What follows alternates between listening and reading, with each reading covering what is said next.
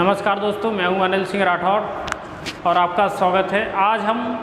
आज से एक सीरीज़ नई स्टार्ट कर रहे हैं जिसका होगा मैप से अध्ययन। इस वर्ल्ड का और इस इंडिया का और इसके अंतर्गत आने वाले स्टेट्स का हम अध्ययन करेंगे मैप्स के माध्यम से।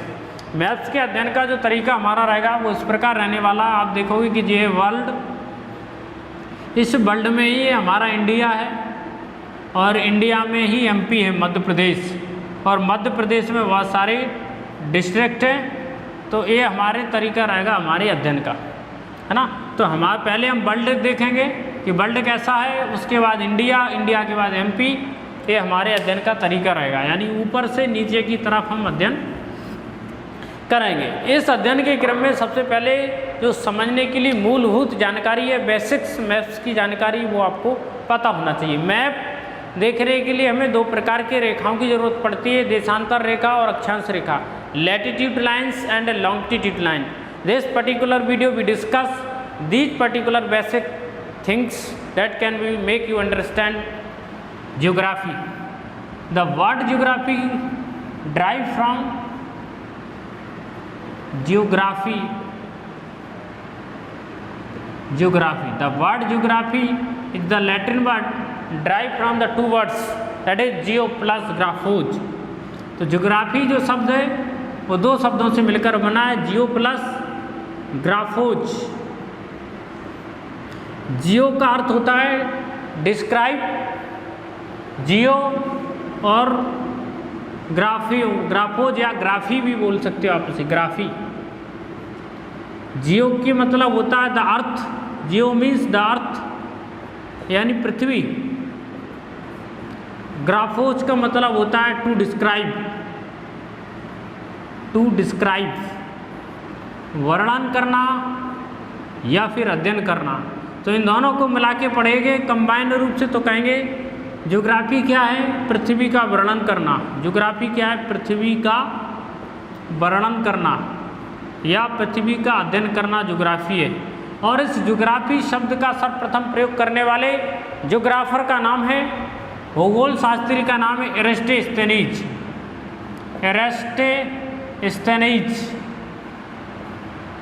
एरिस्टोस्थेनीज नामक भूगोलवेता ने सबसे पहले ज्योग्राफी नाम के शब्द का प्रयोग किया था। ये सामान्य बेसिक बात थी जो आपको पता होगा। अब ज्योग्राफी की कई शाखाएं आपको देखने को मिलेंगी। जैसे आपको देखने को मिलेगा भौतिक भूगोल, है ना। तो फिजिकल फॉर्म आपको देखने को मिलेगा। इसके अंतर्गत आपको देखने को मिलेगा प्राकृतिक भूगोल, नेचुरल भूगोल। प्राकृतिक भूगोल या भौतिक भूगोल में हम किसका अध्ययन करते हैं, भू आकृति विज्ञान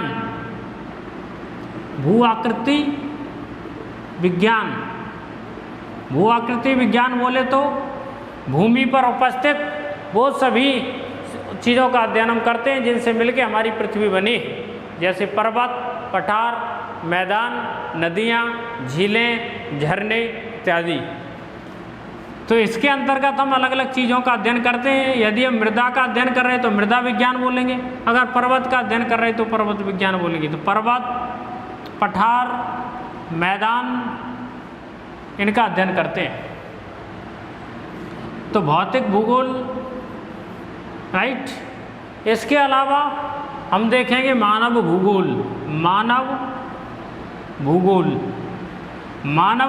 में हम मानव की आर्थिक गतिविधियों का अध्ययन करते हैं। मानव की आर्थिक गतिविधियों का अध्ययन करते हैं। मानव की गतिविधियां दो प्रकार की हो सकती हैं। एक हो सकती है सामाजिक गतिविधि और कह सकते हैं कि सांस्कृतिक गतिविधि, सामाजिक एवं सांस्कृतिक गतिविधि, और दूसरी आर्थिक गतिविधि। जो समाज में नैतिक जीवन जीने के लिए मानव गतिविधियाँ करता है, जैसे विभिन्न प्रकार के त्योहार, वो मानव की सांस्कृतिक गतिविधि है। शादी विवाह सांस्कृतिक गतिविधि। व्यापार बिजनेस यानी आर्थिक काम, आजीविका चलाने के लिए जो मानव करता है उसे बोलते हैं हम आर्थिक गतिविधि। इसके अलावा भी भूगोल के कई शाखाएं आपको देखने को मिलेंगी, जैसे कि मृदा विज्ञान में मृदा के प्रकार और मृदा की विशेषताओं का अध्ययन करते हैं। विशेषताओं का अध्ययन करते हैं। जैसे आपको देखने को मिलेगा जलवायु विज्ञान। जलवायु विज्ञान के अंतर्गत हम वायुमंडल, एटमॉस्फेयर और वायु के यानी कि हवाओं की गति का अध्ययन हम करते हैं। हवाओं के प्रतिरूप का अध्ययन हम करते हैं। इसके बाद आपको देखने को मिलेगा जल वायु विज्ञान हो गया। समुद्र विज्ञान, समुद्र विज्ञान, समुद्र विज्ञान ओशनोग्राफी। ओशनोग्राफी के अंतर्गत हम समुद्र, महासागर, झीलें, समुद्र, महासागर, झीलें, नदियाँ, इनका अध्ययन हम करेंगे, यानी जल से संबंधित स्रोतों का अध्ययन हम करेंगे। तो ये कुछ शाखाएं थी जिसका हम अध्ययन भूगोल के अंतर्गत करते हैं। लेकिन हमारी ये क्लास है, ये मैपिंग की क्लास है, इसलिए आज हम उन चीज़ों का अध्ययन करेंगे जो मैप्स जानने और समझने के लिए ज़रूरी है, मैप का अध्ययन करने के लिए जो बेहद ज़रूरी है, उन चीज़ों का हम यहाँ पर अध्ययन कर रहे होंगे। तो बेसिक चीज़ आप यहाँ पर देखिए कि बेसिक चीज़ क्या है।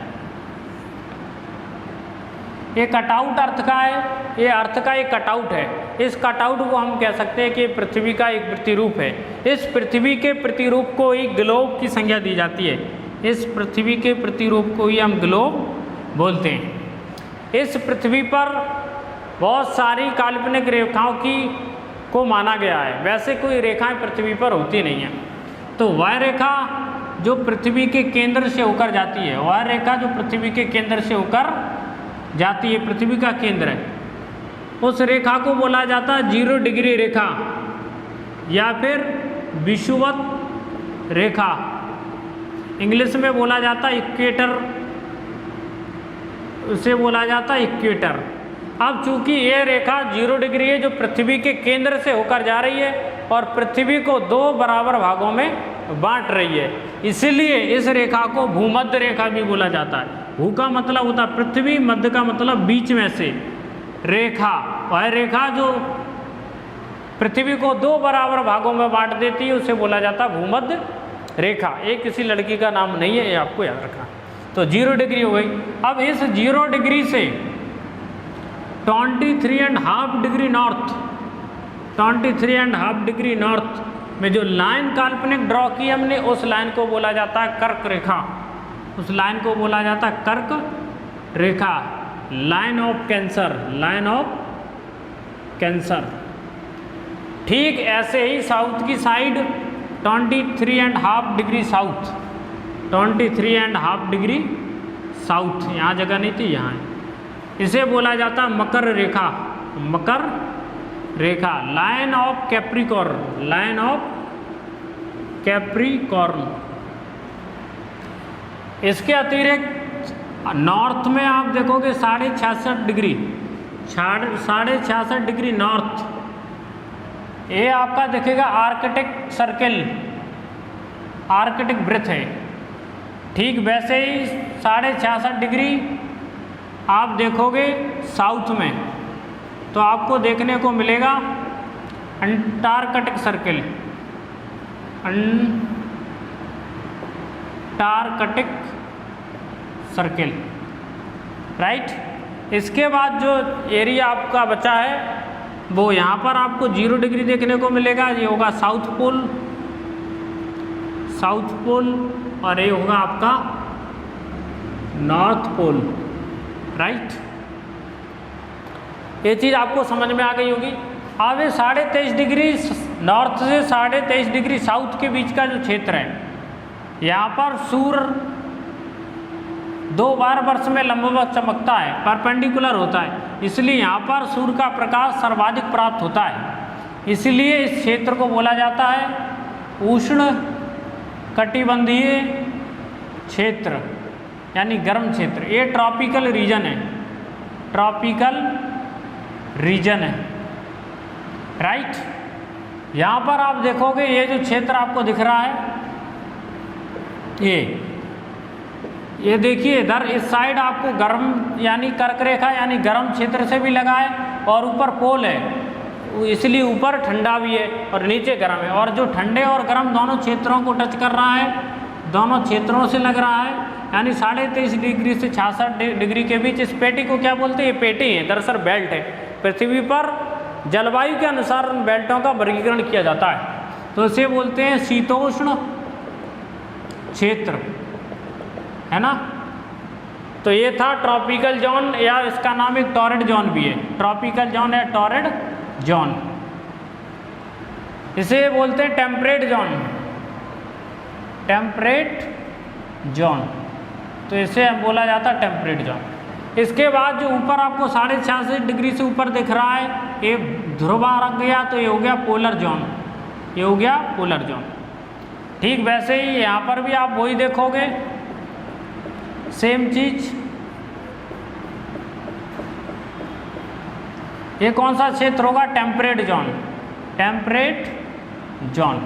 इसके बाद जो बचा हुआ क्षेत्र होगा वो होगा पोलर जोन, पोलर जोन, ध्रुवीय क्षेत्र, ध्रुवीय क्षेत्र। ये बात मेरे ख्याल से आपको समझ में आ गई होगी। अब आपको हम ग्लोब पर इन चीज़ों को दिखा देते हैं। ये ग्लोब है, दिख रहा है अच्छे से? देखिए ये ग्लोब है, इस ग्लोब में एक रेखा है, यहाँ पे दिख रहा, देखिए ये ग्लोब है, इस ग्लोब में ये रेखा जो आपको दिख रही है बीच से होकर गुजर रही है, ये रेखा है भूमध्य रेखा। ये पृथ्वी को 2 बराबर भागों में बांट रही है, इसलिए इस रेखा को बोला जाता है इक्वेटर, भूमध्य रेखा। इस रेखा से 23.5 डिग्री नॉर्थ और 23.5 डिग्री साउथ में रेखाएं खींची गई हैं। ये देखिए ये रेखा है कर्क रेखा, तो कर्क रेखा भारत को 2 भागों में बांट देती है, नॉर्थ इंडिया और साउथ इंडिया। तो ये है कर्क रेखा, ये नॉर्थ में। इसके ही साउथ में 23.5 डिग्री आपको मिलेगा, ये है मकर रेखा, जो ऑस्ट्रेलिया से होकर गुजर रही है, जो ऑस्ट्रेलिया से होकर गुजर रही है। अब आप थोड़ा ऊपर जाएंगे तो आपको दिखेगा 66.5 डिग्री, तो 66.5 डिग्री आप देखिए तो आपको ये देखने को मिलेगा ऊपर, ऊपर आर्कटिक सर्कल, और नीचे देखोगे तो आपको देखने को मिलेगा अंटार्कटिक सर्कल। अब आपको ये चीज़ याद रखना है कि कौन सी रेखा किस किस महाद्वीप से होकर गुजरती है। अब देखिए ये है विषुवत रेखा, ये किस किस महाद्वीप से होकर गुजरती है? ये अफ्रीका महाद्वीप से होकर गुजर रही है। देखिए आपको ये देखना है कि विषुवत रेखा किन किन महाद्वीपों से होकर गुजर रही है। तो ये अफ्रीका महाद्वीप, ये साउथ अमेरिका महाद्वीप, दक्षिण अमेरिका, इसके अतिरिक्त इंडोनेशिया, एशिया में आ जाएगा तो एशिया। तो ये जो महाद्वीप है इनसे होकर के विषुवत रेखा गुजर रही है। आपको ये याद रखना है कि कौन कौन से देश है जिनसे होकर विषुवत रेखा गुजरती है, आपका काम है। इसके अतिरिक्त कर्क रेखा कौन कौन से महाद्वीप और कौन से देशों से होकर गुजरती है ये पता होना चाहिए। आपको ये याद रखना है कि भारत के मध्य से होकर कर्क रेखा गुजरती है और भारत को 2 भागों में बांट देती है। और मकर रेखा कहाँ से गुजरती है? ऑस्ट्रेलिया से होकर गुजरती है, तो आपको ये याद रखना है। अब आपको ये याद रखना है कि ऐसी कौन सी रेखा है जो तीनों महाद्वीप से होकर गुजरती है। तो ये अफ्रीका का महाद्वीप है। तो विषुवत रेखा को अगर आप देखोगे तो ऐसा कौन सा महाद्वीप है जिससे होकर तीनों रेखाएं गुजर रही हैं? तो ये देखिए कर्क रेखा गुजर रही है, और ये देखिए मकर रेखा भी गुजर रही है। कौन सी रेखा? मकर रेखा। तो अफ्रीका एक ऐसा महाद्वीप है जिससे होकर के तीनों रेखाएं गुजर रही हैं, कर्क रेखा भी, विषुवत रेखा भी और मकर रेखा भी। और आप इंडिया में देखोगे तो केवल कर्क रेखा ही इंडिया से होकर गुजरती है। अगर आप अमेरिका को देखोगे तो अमेरिका महाद्वीप जो है उससे होकर कर्क रेखा तो गुजरती है, उससे होकर कर्क रेखा तो गुजरती है, मैक्सिको से होकर गुजरती है। तो कहेंगे कि अमेरिका से तो एक भी रेखा नहीं गुजरती है, यूएसए से एक भी रेखा नहीं गुजरती है, लेकिन मैक्सिको से कर्क रेखा गुजरती है। और अगर दक्षिण अमेरिका की बात करें तो उससे विषुवत रेखा और मकर रेखा 2 रेखाएं गुजरती है, राइट। तो एक क्वेश्चन थे जो आपको पता होना चाहिए। कभी कभी ऐसा क्वेश्चन आ जाता है कि अफ्रीका में किन किन देशों से होकर विषुवत रेखा गुजरती है, तो हम आपको बता रहे हैं ईस्ट से वेस्ट की ओर क्रम, तो Somalia, Kenya, Uganda, DRC democratic Republic of Congo. तो DRC में आपको याद रखना है कि डेमोक्रेटिक